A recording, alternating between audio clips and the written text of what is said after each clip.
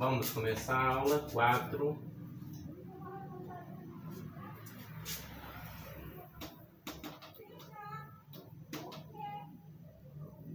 Essa aula vai até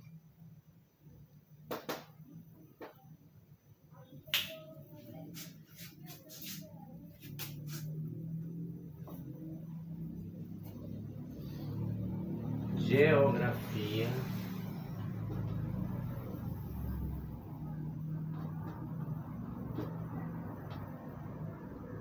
geral. Aula de número 4. As eras geológicas.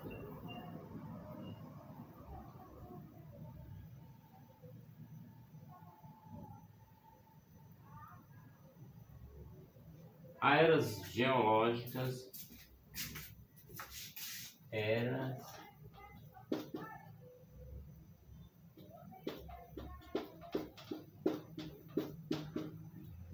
geológicas.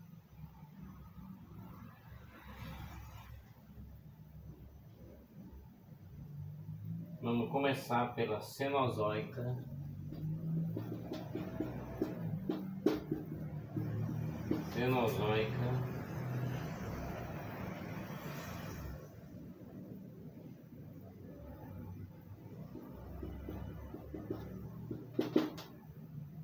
Terciário, Quaternário.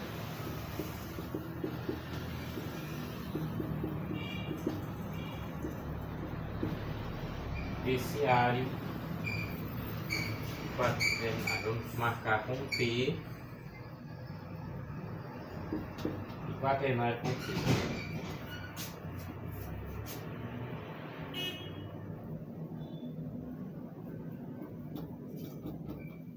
Período.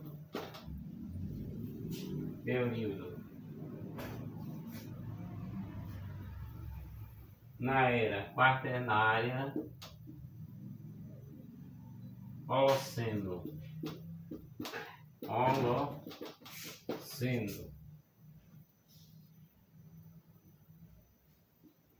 11.000 anos. Pleistoceno.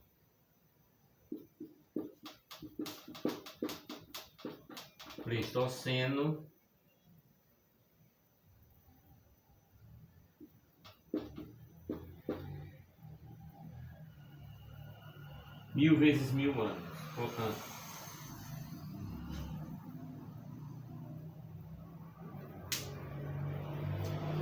o que acontece nesse período que estamos destacando aqui, né?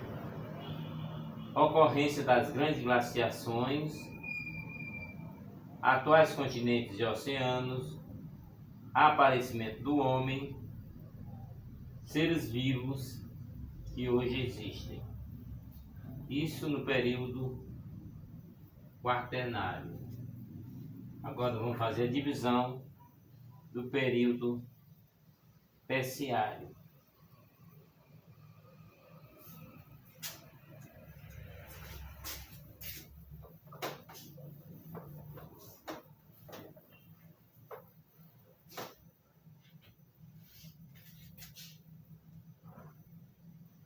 Ainda na Cenozoica, né, nós vamos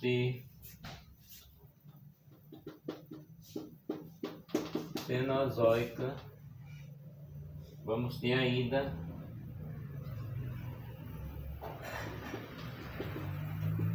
terciário. E aí vamos estar colocando as características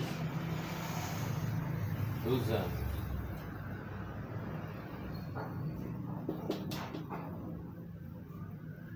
Piloceno, 12.000 anos. Mioceno, 23.000 anos. Oligoceno,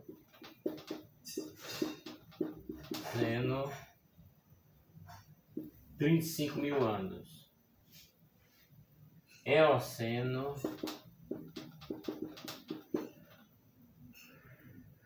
55.000 anos. Paleoceno,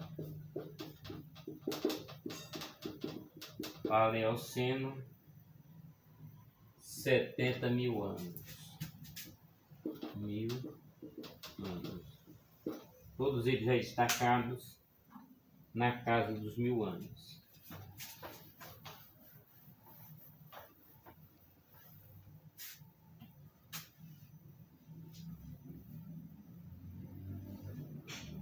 Nesse período terciário, o início do surgimento das grandes cadeias montanhosas ocorreu no terciário. A origem das bacias petrolíferas do Oriente Médio e Califórnia. Extinção dos répteis gigantescos. Rochas sedimentares e vulcânicas. Portanto, aí já são as eras geológicas divididas em período, né? Período, tempo e característica. Agora nós vamos colocar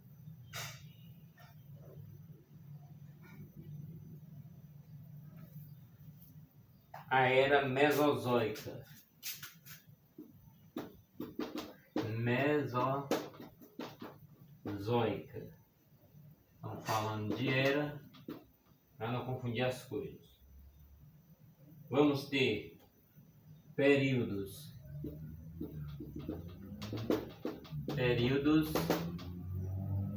Cretáceo,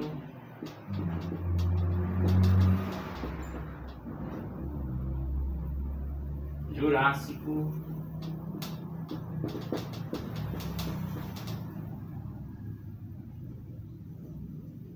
Triássico.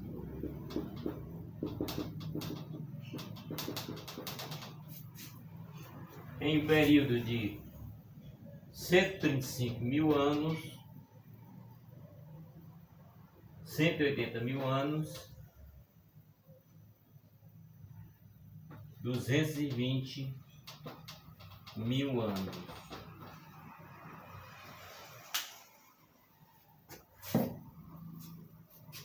Nesse período mesozoico, nós vamos ter intensa atividade vulcânica durante o Cretáceo, formação das grandes bacias petrolíferas, existência de grandes répteis, no caso dos dinossauros. O clima era mais quente do que o atual. Estamos voltando no tempo. É o que dá para se observar nessa aula.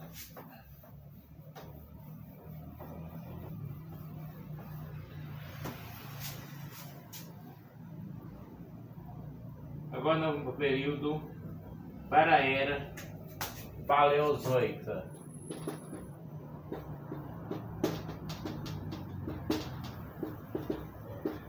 Era paleozoica, vamos ter Permiano, Carbonífero,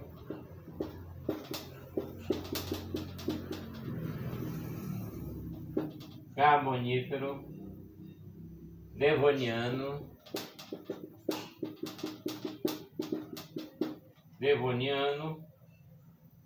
Siluriano,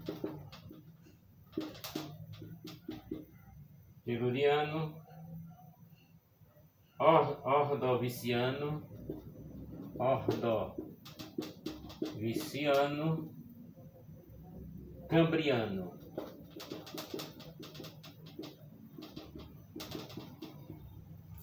Bem, os nomes não seriam nada se não fosse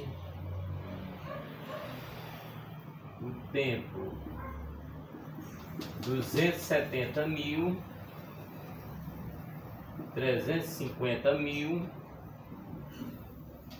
400 mil, 430 mil,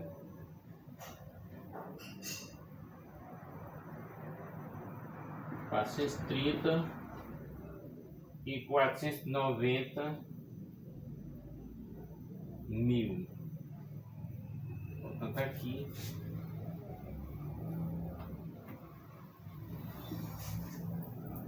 490, 430, 400, 350 e 270.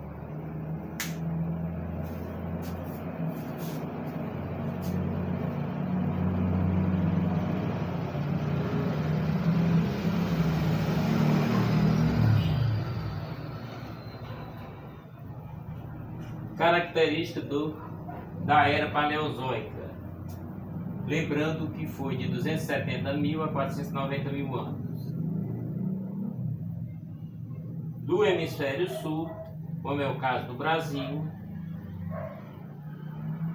glaciações no hemisfério sul, surgimento dos países dos primeiros répteis nos últimos períodos, formação de grande reserva de calcário, existência de grandes florestas de criptogramas que, quando soterradas, deram origem aos grandes depósitos carboníferos do hemisfério norte. Portanto, na era paleozoica, e vamos entrar em outras eras.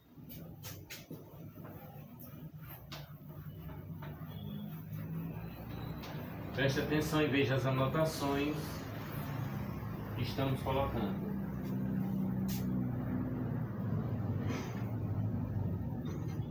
Proterozoica,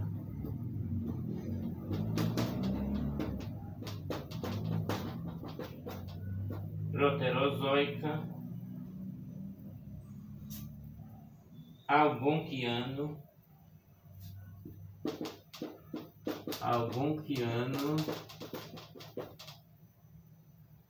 Arqueano.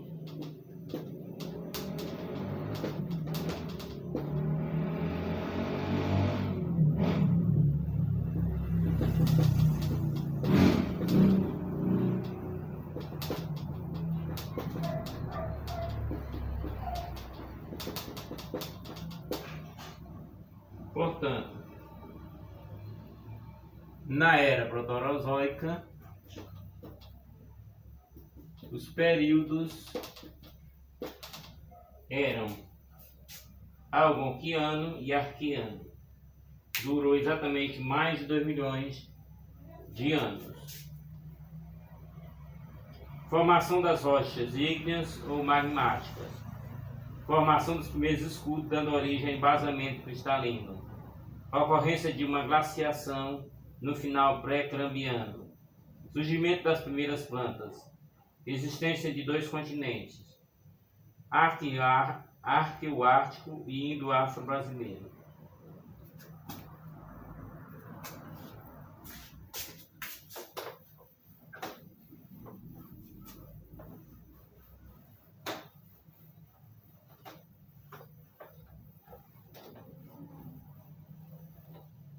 Vamos continuar, apesar do calor da tarde, né?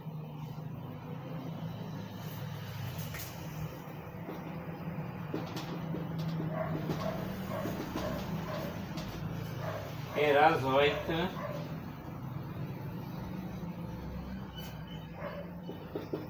início da Terra, que é o período, né? 4,5 milhões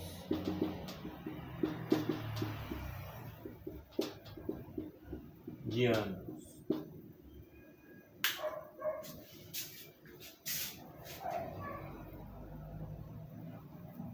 Foi nessa era que ocorreu o resfriamento da Terra e os minerais solidificados formaram as primeiras rochas.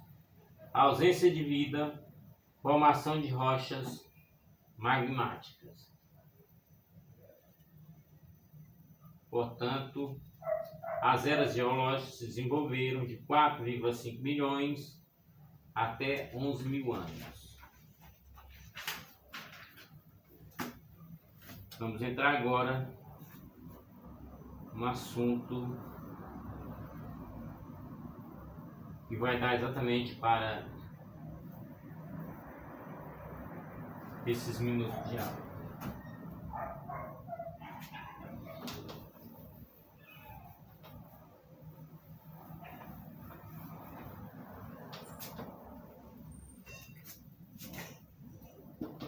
Estrutura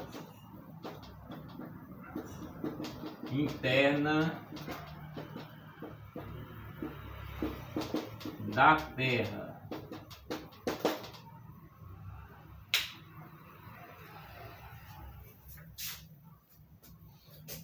Nas últimas décadas, fixou-se o modelo teórico predominante aceito sobre a origem da Terra.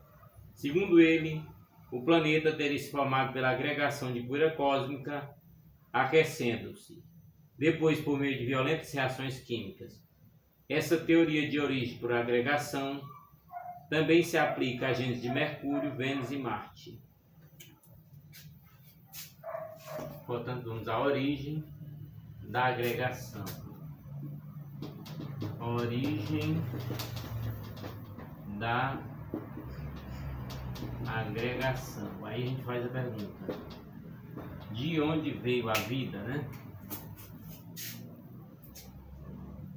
A agregação de poeira cósmica foi provocada por colisões incessantes motivadas pela atração gravitacional há cerca de 4,7 bilhões de anos. 4,7 bilhões de anos. Um negócio muito difícil de se calcular, né?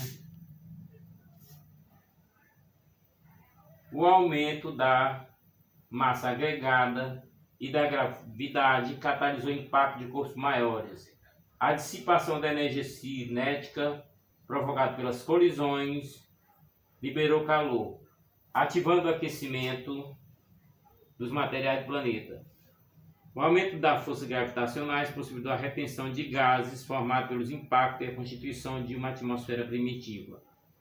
O envoltório atmosférico primordial atuou como isolante térmico, criando um ambiente no qual se processou a fusão dos materiais terrestres. Os elementos mais densos e pesados, como o ferro e o níquel, migraram para o interior.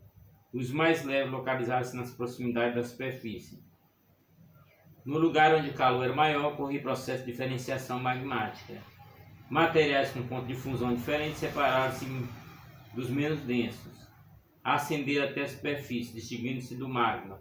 Surgiram os embriões dos continentes ancestrais, que se expandiram lentamente por agregação de novos materiais. De acordo com o modelo atualmente aceito, a estrutura interna da Terra é composta de 3 camadas dispostas de forma concêntrica: a crosta superior e inferior, o manto e o núcleo.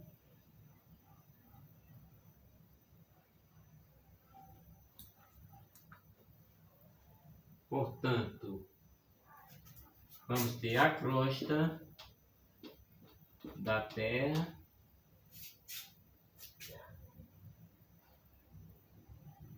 o manto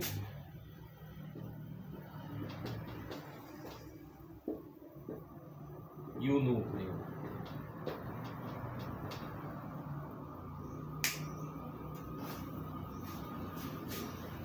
Mais ou menos como se vê aqui nesse desenho, né?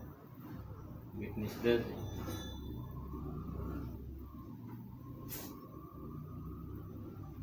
O conhecimento acerca da estrutura geológica da Terra deve muito ao estudo de propagação das ondas sísmicas geradas pelos terremotos.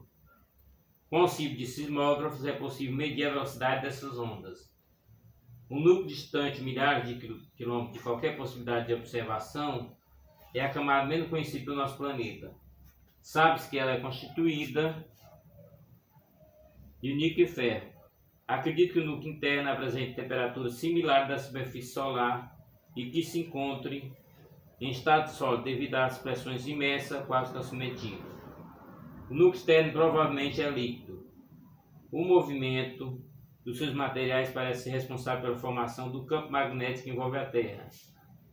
O manto ou a sinosfera é constituído por magma, material incandescente em estado pastoso. O movimento desse material forma uma célula de convecção que gera atrito permanente com a crosta. A pressão exercida pelo magma é responsável por perturbações geológicas na crosta, tais como terremoto e vulcanismo.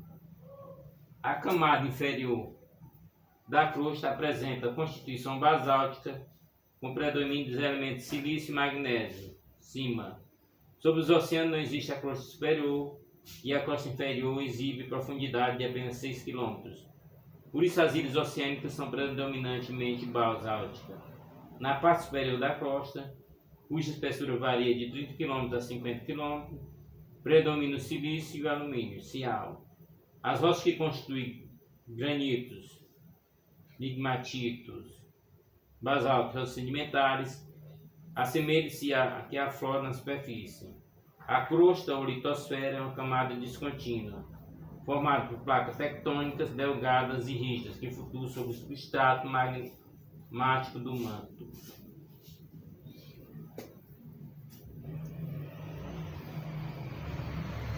Rochas.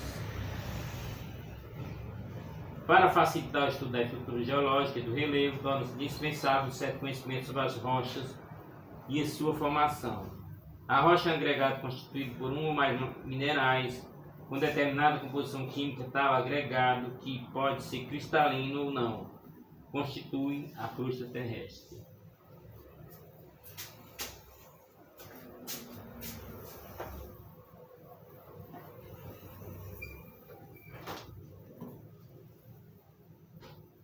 De acordo com sua gênese, origem, as rochas são classificadas em 3 grandes grupos: magmáticas ou ígneas, sedimentares ou estratificadas, metamórficas ou cristafolianas. Então, magmáticas,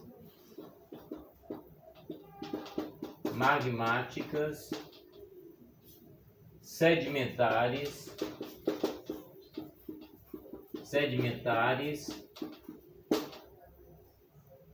inorgânicas,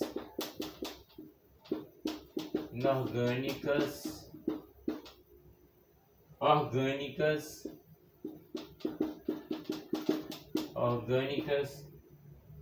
químicas,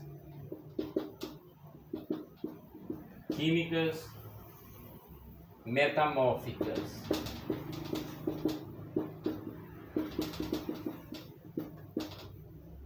Então, a partir daí, vamos desenvolver cada uma delas. As rochas magmáticas ou ígneas são aquelas que provêm do resfriamento do magma, segunda camada da Terra em direção ao centro. Tal resfriamento pode ocorrer na superfície formando rochas extrusivas, exógenas ou vulcânicas, como o basalto, o diabásio e o diorito. Em profundidade formam-se as rochas intrusivas ou plutônicas, com granito e o cianito. Sedimentares ou estratificadas resultam da precipitação química, da deposição de detritos de outras rochas e do acúmulo de detritos orgânicos. A deposição desses materiais sedimentos formam as rochas sedimentares e, portanto, depósito sedimentar. Conforme o tipo de material que lhe dá origem, as rochas sedimentares podem ser classificadas em inorgânicas, areia, arenito, argila e seixo. Orgânica, calcário, recife de coral, por acúmulo de detritos orgânicos de animais, hulha pela transformação de plantas soterradas em períodos geológicos remotos. Químicas, salgema, cloreto de sódio, depósito em áreas onde possivelmente houve águas do mar. Metamórficas ou cristafoliana são formadas pela metamorfose, transformação das rochas preexistentes. Por consequência, as rochas metamórficas podem se derivar tanto de rochas magmáticas como de sedimentares. Uma e outra sofrem transformações mediante a atuação do agente especial, como a pressão e a temperatura.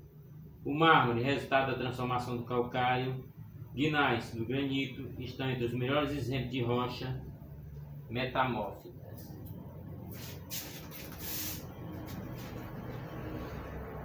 Portanto, estudar a geografia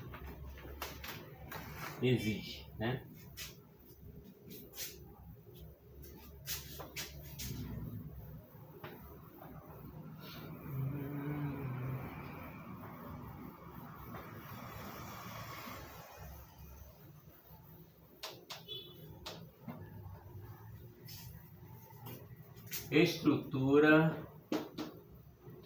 Estrutura geológica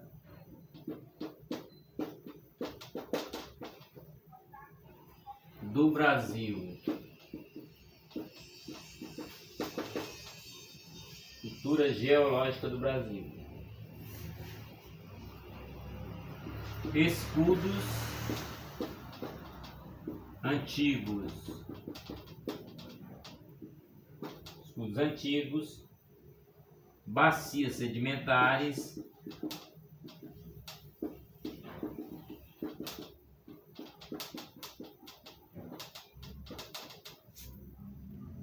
Dobramentos modernos.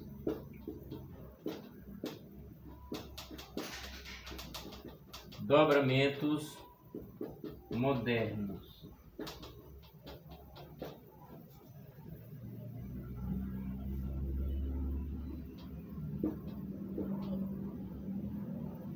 Portanto, vamos na estrutura geológica do globo terrestre.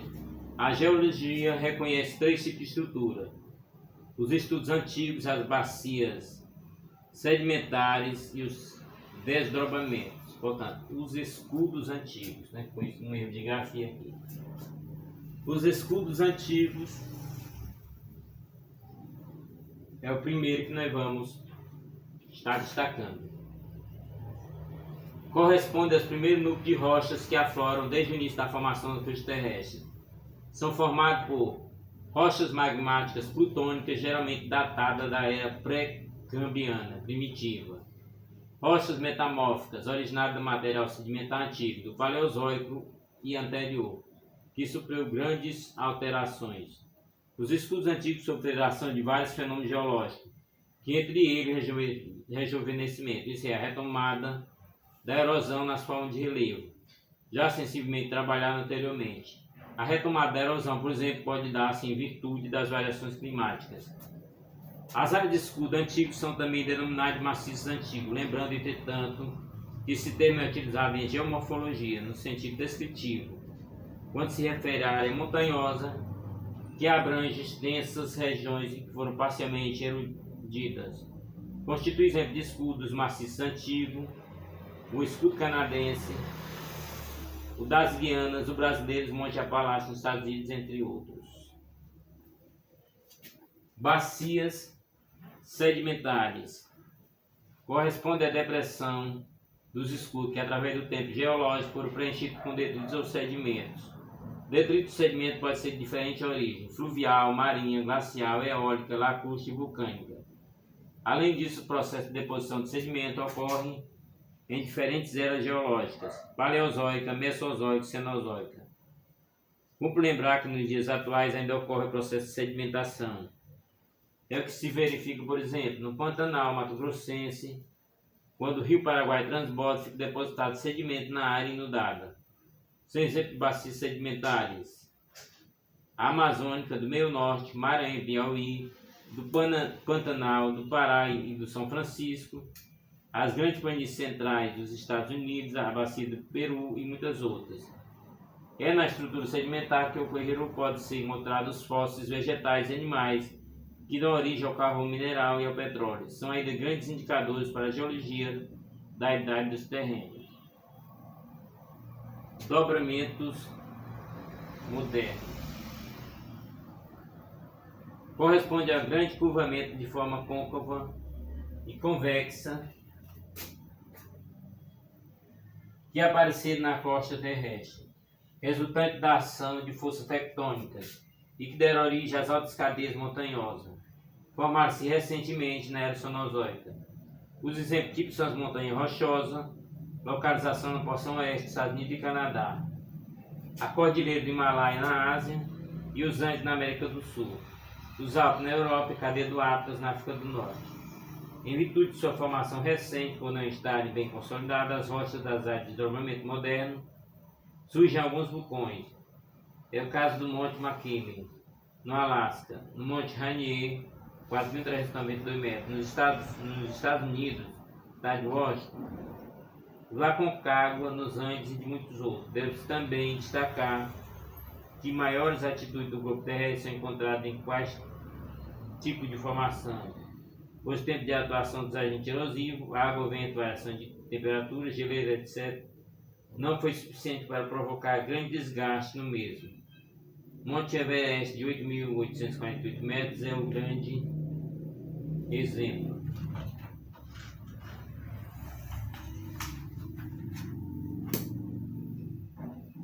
As bacias geológicas do território brasileiro.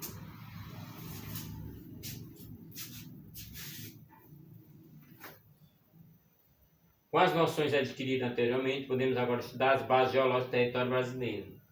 Dos três tipos de estruturas geológicas existentes no globo terrestre, o território brasileiro possui duas, a saber, os escudos ou maciços antigos e as bacias sedimentares.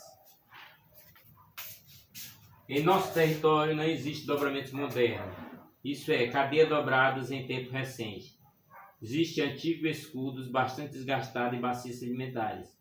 Desse modo, podemos dizer que o território brasileiro, do ponto de vista geológico, é bastante antigo. Os escudos ou maciços antigos no Brasil correspondem a cerca de 36% da área total do território brasileiro. São divididos em duas grandes porções. O escudo das Guianas, ao norte do território, o escudo brasileiro, que abrange a porção centro-oeste, centro-oriental do território brasileiro. As suas partes, o seu afloramento, recebe o nome de escudo ou núcleo, como pode ser observados nesse mapa, né?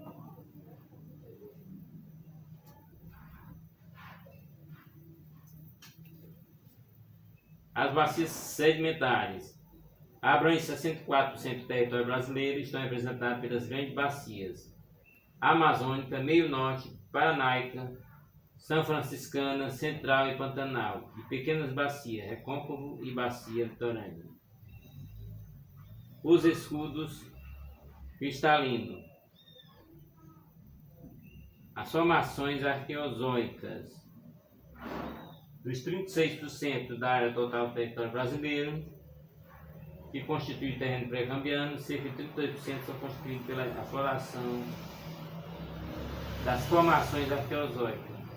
São as de maior antiguidade geológica. As rochas datadas de Arqueozoico formam no Brasil um embasamento cristalino, ou complexo cristalino, ou ainda, segundo vários autores, o complexo brasileiro.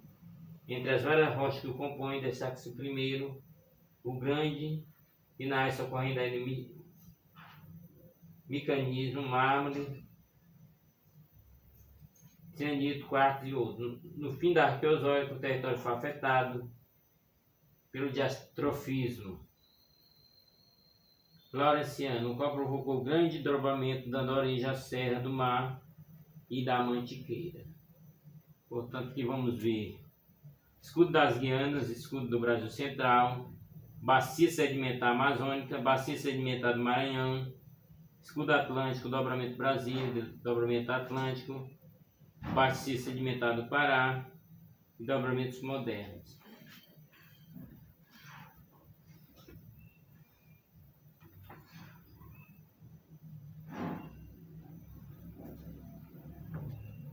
Formações proterozoicas.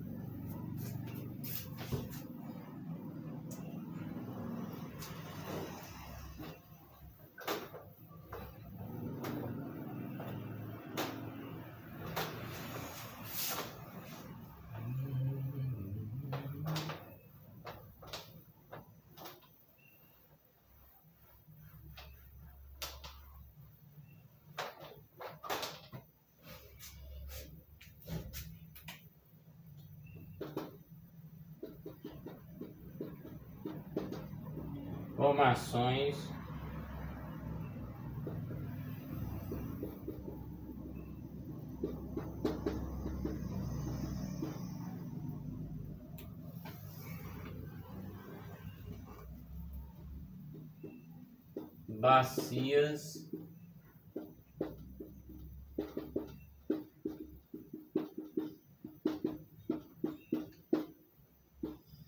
bacias sedimentares de grande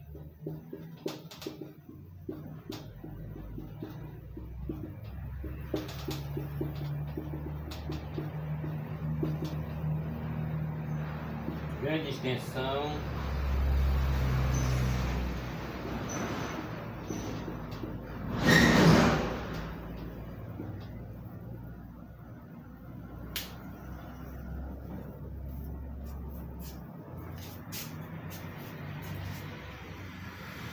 Formações proterozoicas. Essas formações ocupam 44%, 3,92% do território brasileiro. Possui rochas metamórficas, como é o caso do mármore, do micaxiste e do quartzo. Os terrenos proterozoicos no Brasil possuem grande importância econômica, pois neles se localizam importantes recursos minerais. É o caso do minério de ferro e manganês em Minas Gerais, Amapá, Mato Grosso e Pará, do ouro em Minas, de pedra preciosa e semi-preciosa na Serra do Espinhaço e da Chapada Diamantina, do níquel em Goiás, da bauxita em Minas Gerais, da cassiterita em Rondônia e muitos outros mais.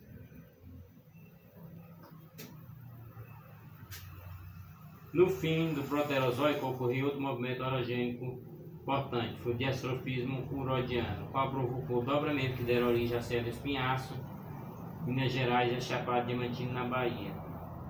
No Siluriano era Paleozoico, ocorreu o diastrofismo caledoniano, que deu origem ao dobramento da Serra do Mar e da Mantiqueira.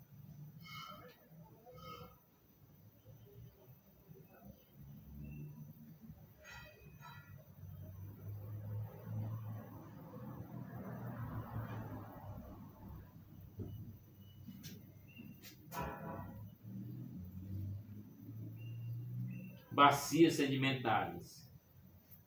Essas formações geológicas ocupam a maior parte do território brasileiro. A sua área está calculada em 5,5 milhões de quilômetros quadrados, que corresponde a aproximadamente 64% do território.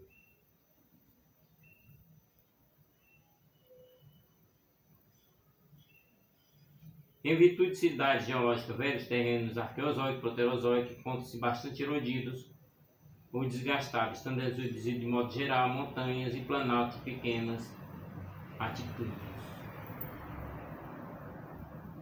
Bacias sedimentares de grande extensão. A Amazônica do meio norte abrange Maranhão e Piauí. Do Paraná, o Paranaica abrange grande porção da região sul.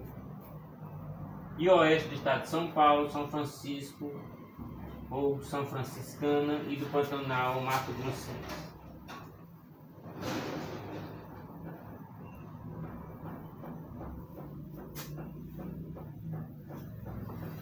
Bacias sedimentares de pequena extensão.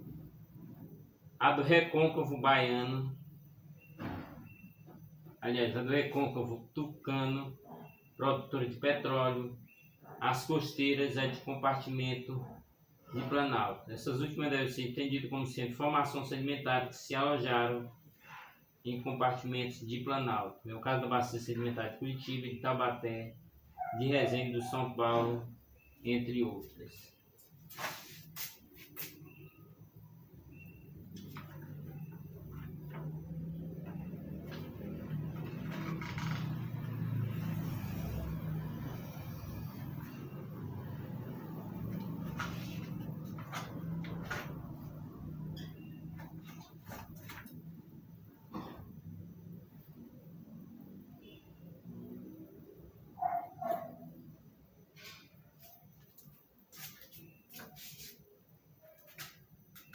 Vamos continuar com complexos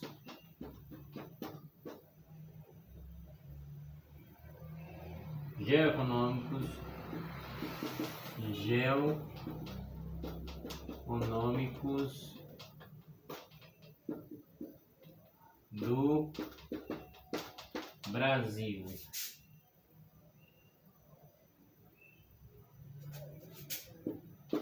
Em 1967, Amazônia, Nordeste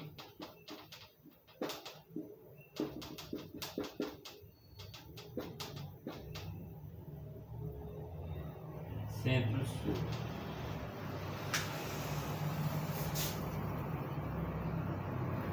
Complexo geoeconômico do Brasil. Vamos ver o mundo, o Brasil e suas divisões em áreas econômicas. A divisão geoeconômica do Brasil surgiu em 1967, feita pelo geógrafo Pedro Bichas Geiser, sendo a proposta de estudo do Brasil a partir de 3 regiões: Amazônia, Nordeste e Centro-Sul. Nessa divisão contrária que ocorre com a do IBGE, os limites das regiões não coincidem com os estados. Significa que um estado pode ter parte do seu território em uma região e parte em outra. É o caso do Maranhão e de Minas Gerais.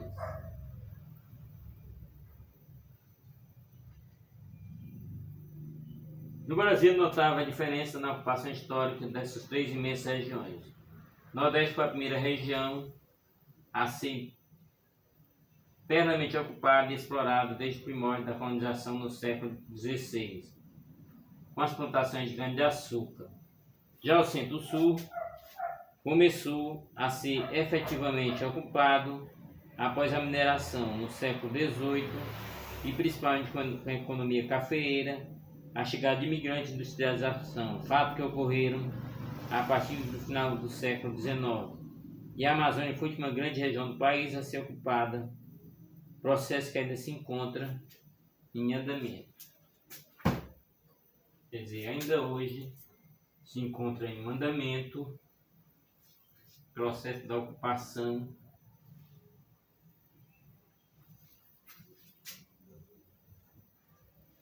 da Amazônia. O ritmo desigual de desenvolvimento do país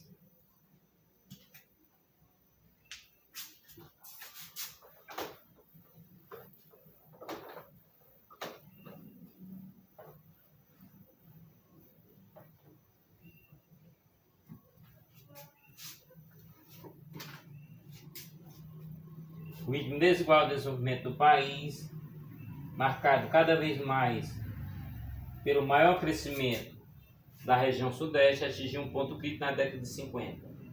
Esse fator levou o governo federal a criar a Superintendência de Desenvolvimento Regional.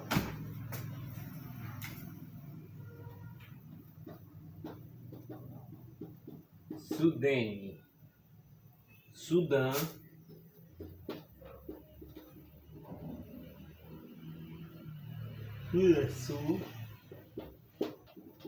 Sudesul, Sudeco.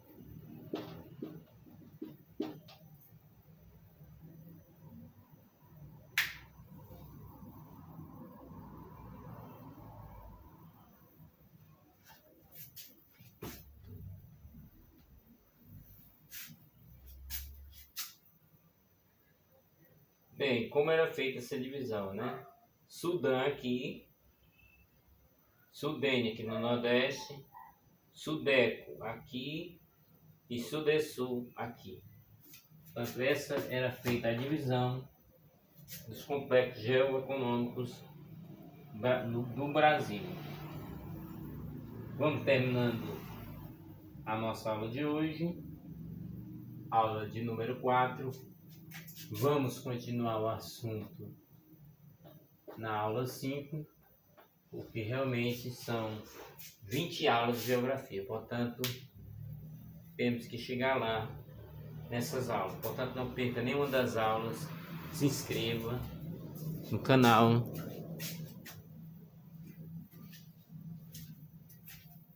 Vamos continuar em nossa próxima aula sobre os complexos geoeconômicos do Brasil. Portanto,